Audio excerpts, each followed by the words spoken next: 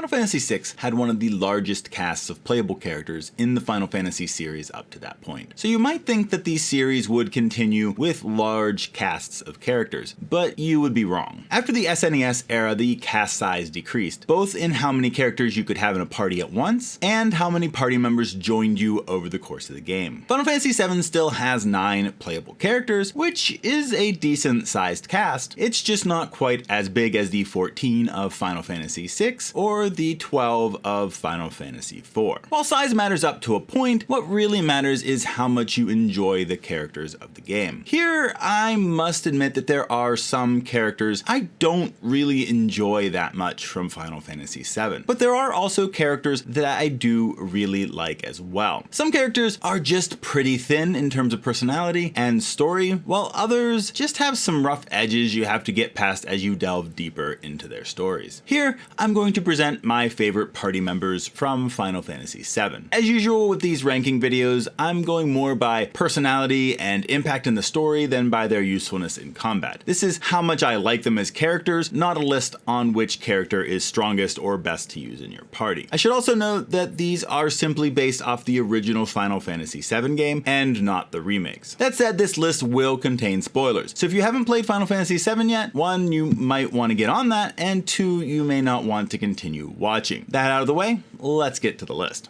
At number 9, I have Cait Sith. This was just such a weird character for me. Cait Sith is this robot cat that rides a giant stuffed Moogle robot, I guess? He's introduced to the party at the Gold Saucer as a fortune-telling machine. His first fortunes are a little off, but after that he insists on joining the party. There doesn't seem to be a reason for this other than him wanting to see if his last fortune that he tells you comes true. The reality was that the controller of this robot was actually a member of Shinra named Reeve. He joined the party so that he could spy on them, and even steals the keystone from the party to give to Sang of the Turks. When caught doing this, Cait Sith blackmails those who catch him, Cloud and whoever rides the Ferris wheel with him, into keeping his betrayal a secret. While Cait Sith does eventually begin to ally himself with the party and their goals, it's hard to really view Cait Sith as a great character for me. Even moments where he's tried to be made into kind of this heroic figure, like this moment where he sacrifices himself in the Temple of the Ancients, it still doesn't quite work. This sacrifice kind of feels pointless and not really much of a sacrifice. Sure, Cait Sith is destroyed, but it is just a robot. Shortly after its destruction, another one comes hopping along and rejoins the party. Even his eventual turn towards good just feels a bit lackluster. His earlier betrayals still left a sour taste in my mouth, even though he does later care about the party and wants them to succeed in their goal. Granted, it is about saving the world from destruction at that point, so is it really that noble to want to join in on that quest, which is going to kind of save yourself in the process? The game tries to make him likable, but it just doesn't work very well for me, and that's why he's at the bottom of my list. At number 8, I have Cid Highwind. I don't love the man with a rocky exterior but a good heart archetype of character. Cid is cranky, foul-mouthed, and treats some of the people in his life rather poorly. This made it really hard for me to take to the character all that much. His treatment of Shara in particular really put me off, especially as later you learn that she was absolutely right in her worries and concerns. Not that I really had a lot of doubt about that in the first place, but the story does leave it kind of open-ended at first, so you don't know whether she was right or wrong. I get that his dreams died, and as someone who very much understands what that feels like, I do kind of understand Cid. The problem is that doesn't give you the right to treat those around you poorly. While Cid does soften a bit through the narrative, it was never quite enough to really make him a favorite character of mine. It also felt like Cid really didn't have much of a reason to join the party. Sure, he's not a fan of Shinra, but at the point that he joins the party, you guys are just as much, if not more, focused on stopping Sephiroth. It just felt a bit forced, but I guess he is instrumental in getting the party an airship, so that's something at least.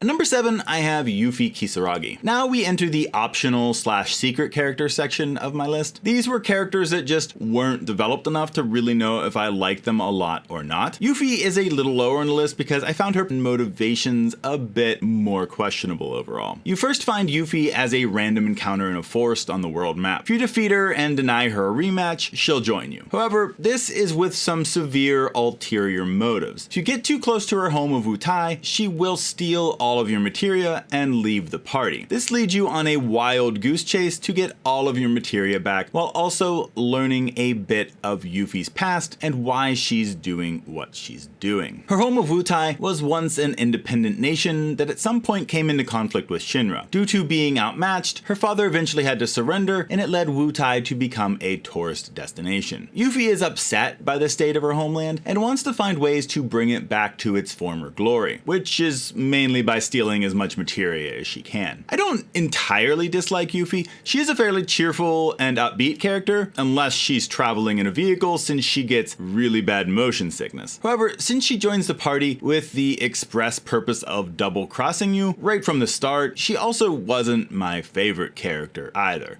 Number 6, I have Vincent Valentine. Here is the other optional secret character from the game. You find Vincent in the basement of the Shinra Manor in Nibelheim. He is sleeping in a coffin, and if you talk to him and tell him about Sephiroth, he will join your party as you try to leave. Vincent I found to be a rather interesting character. He used to be a Turk and knew about the creation of Sephiroth. It is actually one of the sins that he believes he can't be forgiven for, and is kind of sleeping in this coffin as punishment. Vincent seemed to have a romantic interest in Lucretia, the woman who was Sephiroth's mother. This led him to confront Hojo about using her for a scientific experiment. This didn't end well, as Hojo shot Vincent and then experimented on his body. Vincent was rather anguished when he recovered from this and learned about his new form and his failure to protect Lucretia, and decided to sleep for years before being awoken by Cloud and his party. Vincent is a somewhat dark and brooding character. What's strange with Vincent is that it's not necessarily that he doesn't care about things, but his personality just really doesn't show it very well. He doesn't really do it in ways that people would recognize as him caring about the goals of the party or anything really. But this isn't true. He wants to right the wrongs of the past. He wants to bring Hojo to justice for his deeds and what he's done, not just to himself but to others, and does seem to be rather invested in the party's goal to save the planet and stop Meteor and Sephiroth. Overall, I just felt that he was a little bit more connected to the narrative in general than Yuffie was. He is still an optional character, but his backstory did feel like it fleshed out certain parts of the narrative in a substantive way. He was maybe a bit too detached feeling of a character to really feel strongly about, but I never found myself disliking Vincent, maybe just kind of not really knowing what he was thinking at any given moment. At number 5, I have Barrett Wallace. Unfortunately, Barrett falls a little bit into the same category as Sid. He's the rough exterior with a heart of gold kind of character. While Sid doesn't really pull off that role well for me, Barrett does a better job at it. It still doesn't make that style of character my favorite, but Barrett's story feels a bit more understandable. Sid's just jaded because his dream died, but Barrett, that man has seen things. Admittedly, Barrett wasn't a character that I loved right off the bat. He seemed short-tempered, suspicious, and you weren't really given his motivation for his actions. He talks about saving the planet, but honestly, it felt like there was more to it than that. Barrett didn't make for a convincing environmentalist, I guess, even an environmental terrorist. It wasn't really until you went to Barrett's hometown of Coral and learned about the history between Barrett and Shinra that things really started to fall into place, and I felt for Barrett more as a character. Hearing the story of how Shinra did his hometown wrong and how he received a lot of the blame for this made Barrett's motivation much more understandable to me. And to be honest, this made for a much more interesting story than just Barrett wanting to save the planet because he read a pamphlet somewhere. As I said, in part, it was because that motivation just didn't seem to fit his personality. It's not to say that Barrett isn't a loyal and caring party member in his own right, though. If he's accepted you, then he's with you to the very end. It just may take some time to get past his outer defenses that he's built up over the years. Now, this still doesn't make Barrett my favorite character by any means, but I did feel like I understood his motivations and why he acted the way he did after learning more of his story. He's a passionate man who has endured some major losses, and it's no wonder he wants to stick it to Shinra. I just also found him fairly obnoxious and annoying in the early game, with him just going on his rants and temper tantrums.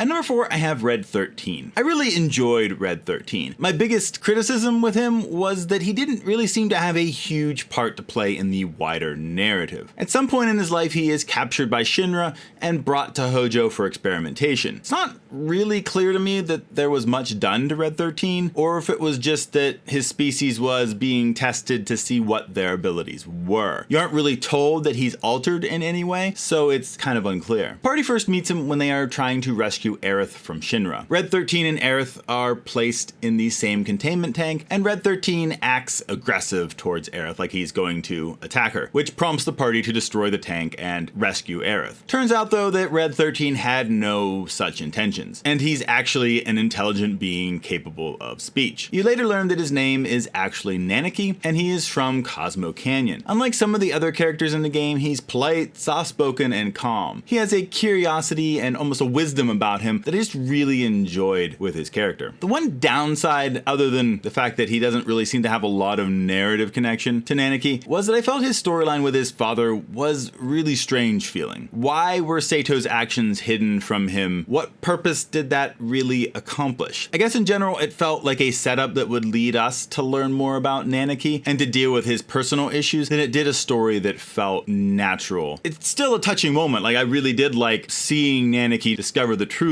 about his father. It just felt forced into the narrative instead of flowing naturally through it. Also, as I have already said a few times, I felt that Red/Nanaki just didn't have the most impact on the main narrative. He's committed to the party and willing to help protect the planet, but there wasn't really a lot of personal stake in it for him, it didn't seem. I really enjoyed his personality and character, but just felt like he had a much more indirect role in the story than a number of the other characters.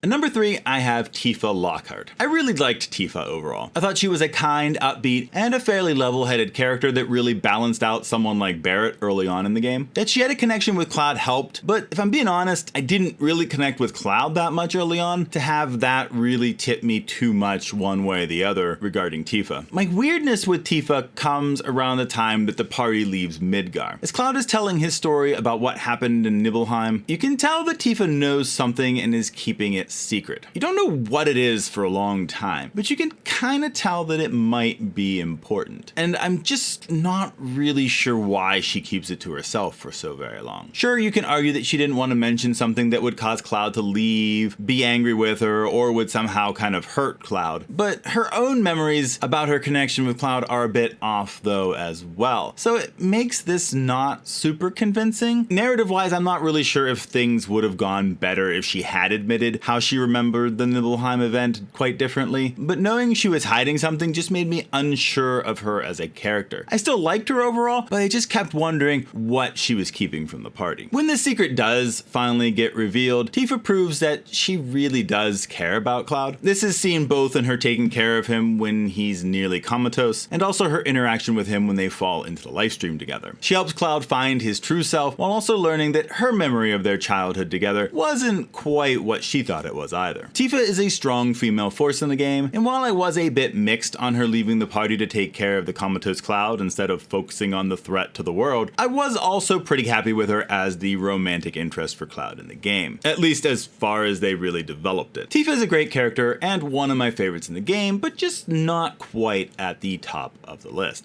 For number 2, I have Cloud Strife. Cloud was the kind of character that took me a while to warm up to. He starts the game very aloof and almost uncaring. He's not really interested in the goals of Avalanche or the people who are part of it. He's just kind of an arrogant jerk at the start of the game, to be honest, more worried about being paid than anything else. As you progress through the game though, Cloud does open up due to the actions of the party, and particularly it seems due to Aerith. However, you also realize that there is something not quite right with Cloud. There are moments here and there where he seems to have some kind of seizure or mental breakdown. You don't fully know why this is happening, but one of the times it does seem to have something to do with either Genova or the memory of Sephiroth. Cloud doesn't seem to know the reason for this either. This circle progresses to getting controlled by Sephiroth in certain important situations in the game. This leads Cloud to having a major identity crisis as many theories about his existence start being tossed around. Is Cloud some kind of failed experiment experiment? Is he just a clone of Sephiroth? What exactly is going on with him? Tifa winds up helping Cloud find who he really is when they fall into the live stream, and that really seems to change Cloud. While he had been becoming more open and less of the aloof jerk from the beginning, once Cloud's identity is revealed to himself, I feel like he becomes much more human and relatable. He's still a bit of an awkward kind of person, but I still enjoyed him quite a bit as a character and seeing his journey to recover himself from his fractured memories.